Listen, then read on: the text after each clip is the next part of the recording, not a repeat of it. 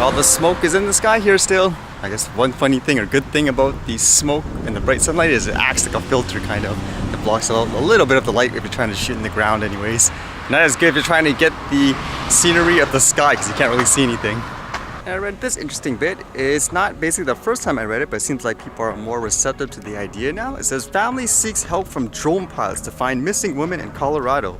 Apparently a person has gone missing and it's been over 5 months, but friends and families aren't losing hope. And it says it's obviously hard, but I don't think anything is impossible.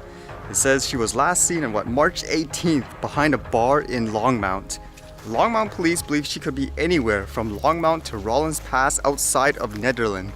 That's a lot of area for her family and friends to search. It's huge, said Hallgreen. I guess we're just going to take it week by week and just cover as much as we can.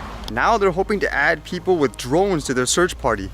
Hallgreen explains why they need drones. People with drones, obviously they cover more ground and more quickly. It'll be a lot more helpful than someone walking. I can only imagine at this point it's more about the closure that the families would want. At the same time, it kind of makes me think, because although it could be a good way to try to find somebody, how can the drone flyer actually do that, I guess, quote, legally in many ways?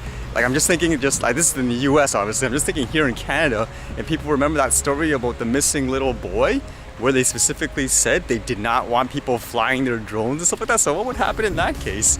Like, would the family members say, hey, do it anyways, like, what if this is your child? But then, you know, people obviously don't want to get in trouble by breaking the, quote, law, like trying to find people this way.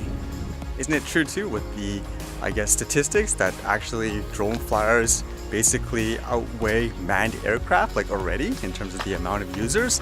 Just imagine that user base that you could use in a good way. Of course, there's always going to be bad people, but I can just see with situations like these, this probably happens a lot more, like every day, that someone could use it in a good way. I've mentioned many times, it's one thing to always think about the sensational examples of what if this thing hits like an airplane and hundreds of people die and all that stuff. At the same time, what about those everyday situations like this in terms of someone flying like a drone and using the tech in a good way? I can imagine all the people, like in this case, that you're essentially grounding per se, that could help, but then they can't because, you know, people are just too paranoid about it, or the restrictions, you know, they just don't really fit a regular person.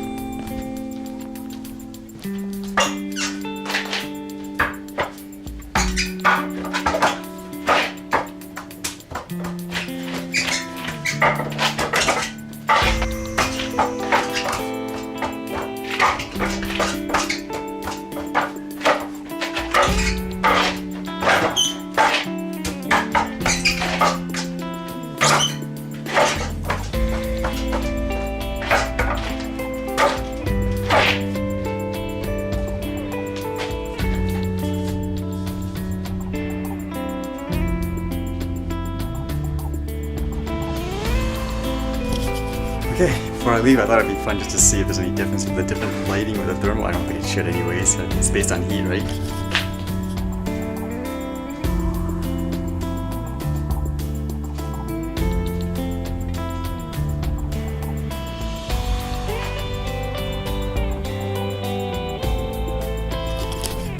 Oh, it's kind of cool.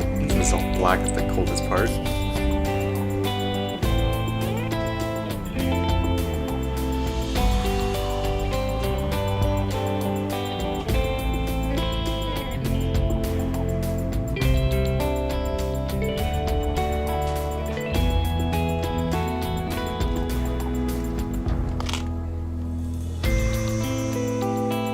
Grapes are actually one of my most anticipated stuff at the community garden, my most interested one anyways, to see how they turn out, funny enough.